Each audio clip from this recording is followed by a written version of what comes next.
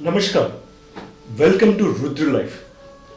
One of the most important symbols of the Hindu religion could be the symbol of Trimurti. The Trimurti consisting of Brahma, Vishnu, Mahesh.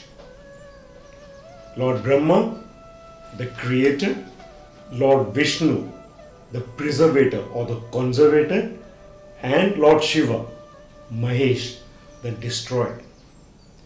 But is destruction the thing that's controlled by Lord Shiva? Not really.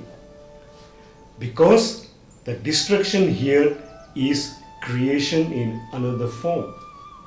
Because unless the old get destroyed or the bad get destroyed, you may not get the new or the good things in life. That could be the reason why Lord Shiva is one of the most revered or people seek his blessing the most. And one of the most important days of Lord Shiva is the Mahashivratri. The Mahashivratri is believed to be the only day when Lord Shiva is resting. And this year we have the Mahashivratri on the 1st of March. So we start the Sankalp Pujas for the month of March with a grand celebration of Mahashivratri on the 1st of March. Now, considering the importance of the day, we have very important pujas, in fact 3 important pujas on that day. We have the Parthiv Shivling Puja, we have the Lagrudri part, and we also have the Sahastra Durvarchan on the same day. Then moving on to the other days in the month of March, on the 12th of March we have the Bagulamukhi Mahanusthan, another very important puja that is performed by many people. Then we go on to the 21st of March with another puja for Lord Ganesha, the one who helps us to cross all obstacles in life.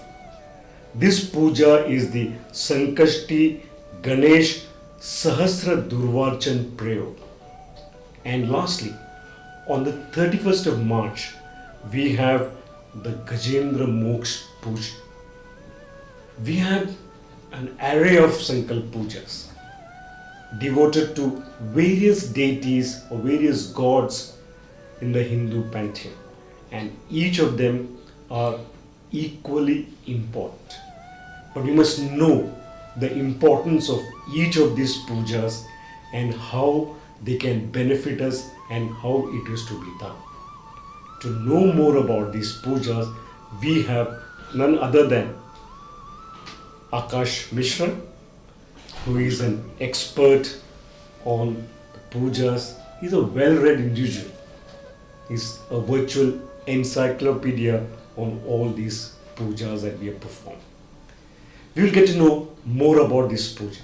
Akashji, welcome once again. Namaskar. Thank you. Please enlighten us about these pujas. I am no one to enlighten anyone, but by the grace of Shiva.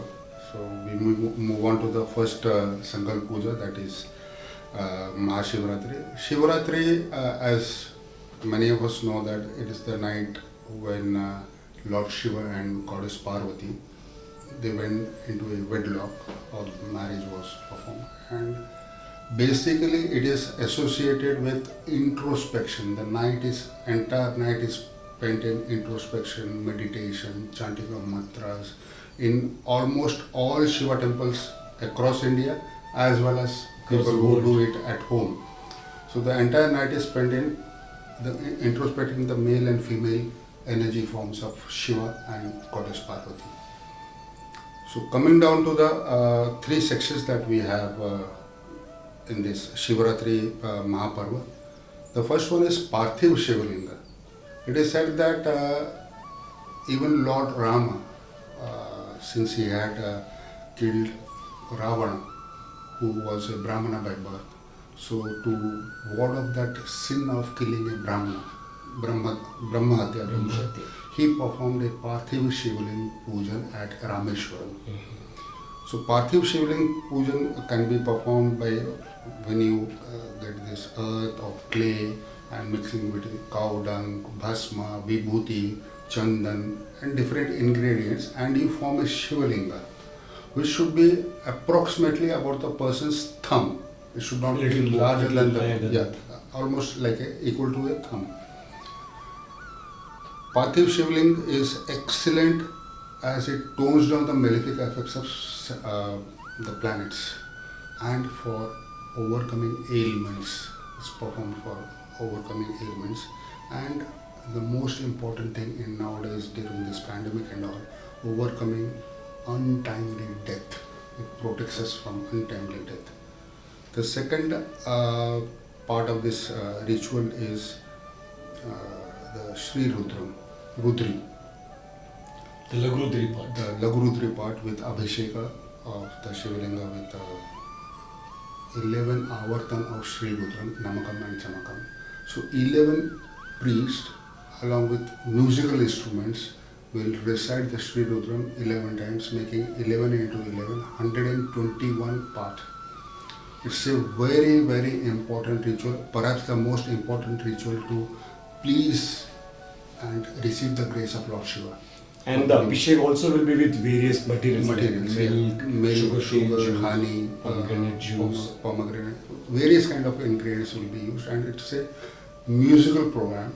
So we get into a mode of divinity, adding little more charm to the puja or the ritual. The third one is Sahastra Durvarchan. As all of us know, Shiva is extremely fond of two things, Rudraksha and Bilvapatra. The three leaves of a Bilvapatra represent Lord Shiva, Vishnu and Brahma. It is also associated with his three eyes of Lord Shiva. The eye representing moon, the eye representing the sun, and the eye representing Agni, the third eye. So it's in a sort of way, we devotees offering Bilvapatra to take away or carry away our sins and to replace with the divine eyes. It represents that. So Sahastra Bilvarchan will be performed along with part of Rudri.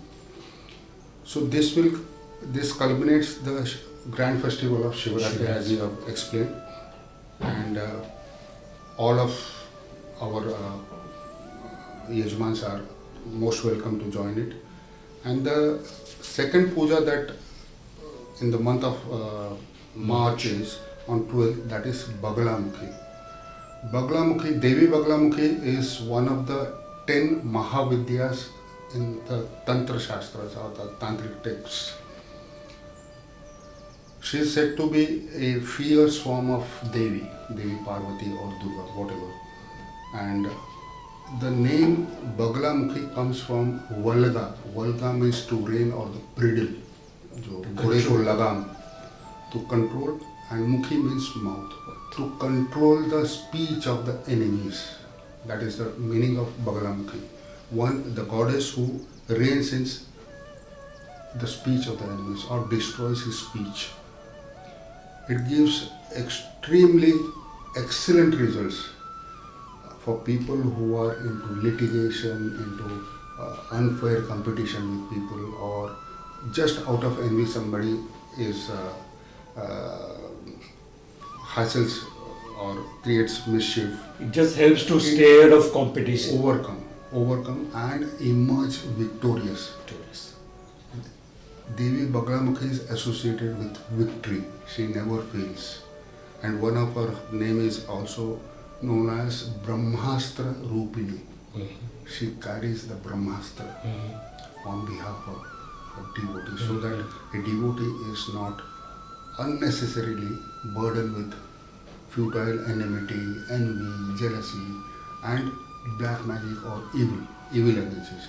She wards off evil energies. Will be reciting her Bija mantra. The Panditji will be reciting Bija mantra. It also enhances confidence, fearlessness. Devi is Shakti. She is Shakti Surabhini. She energizes us to overcome all sorts of difficulties, maladies, ailments. Then, when a person is calm, when he is confident, He achieves the most. he achieves the most, thereby gaining prosperity and wealth, or achieving something major in his career, business, whatever profession is or she is associated. That kind of confidence and fearlessness, because Devi is a form of fearlessness. Overcome. It also harmonizes the environment within the family, in the home or your work area, whereby negative energies are pacified, not suppressed. Yeah, pacified in a manner you can say that, and one gets the energy to overcome, especially unfair competition and litigation. She is the best deity to go into it. Any sort of litigation about. And being a part of Dashamahavidya, it is extremely important to tone down, and it's not only toning down the negative energies of other individuals, it is also within us. Within us also. The envy, the jealousy we feel for others. The self-doubt, ego. Yes, shaman. It also tones down our negative qualities, not only with others, but within us. So this is an important ritual, and it will be performed during the Pradosh Kal in evening, because she is a Tantric Devi. It's better to be performed during the Pradosh Kal or just the period before sunset. So this is the second puja that we will be doing in March, and the third one is Sankashti Ganesha Sahastra Durvarchan. As we all know, Lord Ganesha is extremely fond of modak and durva.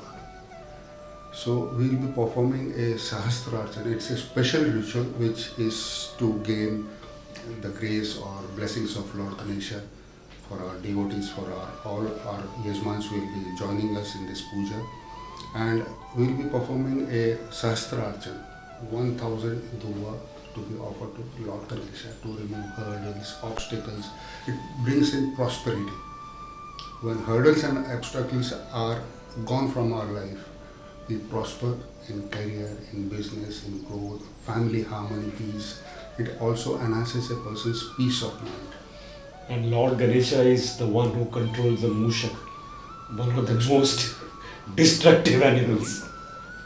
The mouse also symbolizes a discriminating attitude by which we are all chained up. He eats or he removes the bindings, the shackles that we are tied up. It is a shatterer of ego. The mouse or the mice represents ego. We need to control that. Therefore, Lord Ganesha is riding on a mouse. He has overcome his ego or whatever negativity is there. We should aspire to or learn from Lord Ganesha how to control and sublimate our ego so that we prosper, so that other people also prosper. We live in a harmonious surrounding, not only within the family, in our society, in our social life. Everything should be in a harmonious state.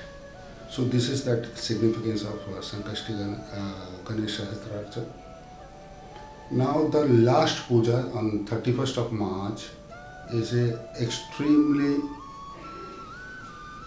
fond Lord Vishnu. It's known as Gajendra Moksha Pujan. The story in the Puranas is related that once upon a time, King Indradumna, after ruling all over the planet and enjoying his luxurious life, he got fed up of wealth, accruements of wealth and all. And he had a desire to go to forest and meditate on Lord Vishnu. So he gave his kingdom to his son and moved into the forest. While meditating on Vishnu's form, Maharshi Agastya was passing by his ashram, and since Indradumna was very deep in meditation, he could not see that Maharshi Agastya was there in the or passing by from his ashram, and Maharshi Agastya thought that he was deliberately ignoring him. So he cursed him to become an elephant. Okay. So in the form of elephant, Indradumna went to the Trikuta mountain and he was staying over there.